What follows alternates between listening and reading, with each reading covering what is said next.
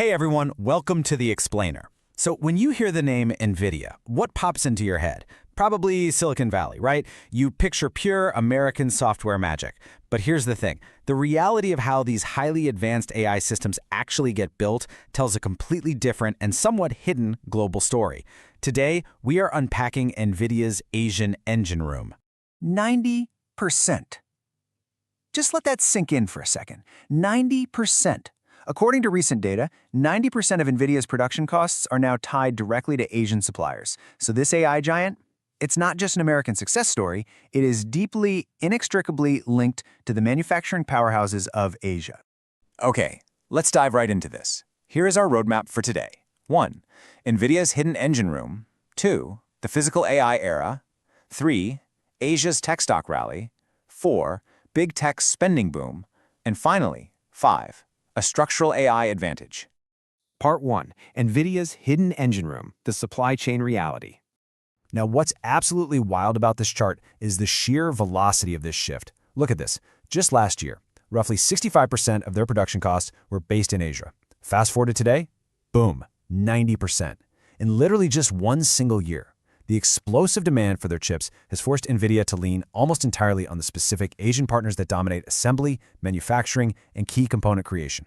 And look, you need to know this isn't just some temporary bottleneck. Vaser Ling over at Union Bancaire Privé points out that it's inevitable for global tech companies like Nvidia to continue ramping up their reliance on the Asia supply chain. This is a fundamental structural shift in how the world's most valuable technology is actually built. Moving on to Part 2. The physical AI era, beyond the screen. So why is this reliance on Asian manufacturing deepening so incredibly fast? Well, it's all about the tech itself. For the last couple of years, we've all been obsessed with generative AI, right? Chatbots, writing emails, digital assistants that live purely on your phone or laptop screen. But the future? The future is physical AI. We're talking about the robots vacuuming your home, the autonomous systems driving your car, and massive AI-enabled manufacturing plants. AI is literally leaving the digital realm, and actually building for the physical world requires a completely different, hardware-heavy set of muscles. Even Nvidia's own CEO, Jensen Huang, is calling this out. He explicitly frames physical AI as the next wave after generative AI. It is the definitive next frontier. But here's the catch.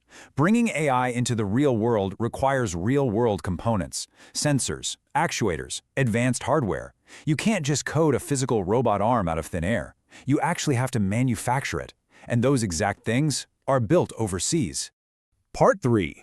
Asia's tech stock rally, riding the wave. So what is the financial ripple effect of this massive physical shift? Well, it is sending shockwaves through the companies actually tasked with building the hardware. Look at LG Electronics. Their shares jumped 15% just on news of a home robot integration. Nanya Technology, up 10% on collaboration news. And the corporate giants are seeing absolute windfalls. Samsung Electronics reported a mind-blowing 48-fold, yes, 48-fold jump in profit in their semiconductor arm.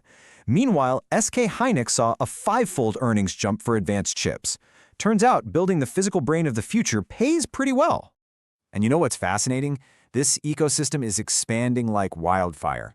We aren't just talking about memory chips anymore. Beyond SK Hynix and Samsung scaling up computing power, LG Electronics is out there exploring an entire home robotics ecosystem. You've got Huizi Desai SV Automotive mass-producing intelligent driving solutions, and Paitio Connect Technology expanding their auto collaborations. These are real-world applications deepening their ties with Nvidia to bring futuristic tech directly into your everyday life. Part 4. Big tech spending boom, fueling the engine. Now, to truly understand the scale of what's happening in Asia, we have to follow the money back to the American capital fueling it, and this brilliantly illustrates the sheer staggering size of it all. Look at these estimates for 2026 AI capital expenditure. Amazon, Microsoft, and Alphabet are each committing roughly $190 to $200 billion. Meta is raising its outlays up to $145 billion. That is hundreds of billions of dollars being poured into infrastructure in a single year. It is an almost unfathomable amount of cash hunting for physical hardware. And here is how that money actually moves. It creates a massive trickle-down effect for the global supply chain. This American spending funnels heavily through Nvidia first, which captures about 50% of Microsoft's entire AI expenditure and roughly 25% of Amazon's. But Nvidia doesn't just sit on all that cash like a dragon hoarding gold, it trickles directly down to their Asian manufacturing partners. Companies like Han Hai act as massive secondary beneficiaries. The capital starts in the US, flows to Nvidia, and ends up physically building the future over in Asia. Which brings us to part 5. A structural AI advantage. Why Asia? So you might be wondering, why is this manufacturing and component base so heavily concentrated in Asia? Why not just build it somewhere else? Well, the answer lies in decades of dedicated preparation. As Rajiv DeMello from Gamma Asset Management notes, Asia has already developed significant experience and supply chains to build advanced semiconductors and robots. Basically, they have a massive head start. This level of infrastructure isn't something you can just replicate overnight. It makes the region completely irreplaceable for the highly complex, hardware-intensive era we are entering right now. And that brings us to the main takeaway of our explainer today. Expanding global AI demand will likely cause tech-heavy North Asian markets to continually outperform. As the build-out of AI continues across the globe, and as demand inevitably broadens from digital software on our screens into physical robotics in our homes and streets, the Asian tech supply chain is perfectly positioned to thrive and capture a massive share of the economic value. Which leaves us with one incredibly important thought to ponder. As AI steps out of the digital realm and enters the physical world around us, who really controls the future of tech? Is it the American companies designing the brilliant software architecture? Or is it the Asian manufacturing powerhouses that actually possess the irreplaceable physical infrastructure to bring that intelligence to life? It is a delicate balance of power that's absolutely going to define the next decade. Thank you so much for joining me for this explainer, and as always, keep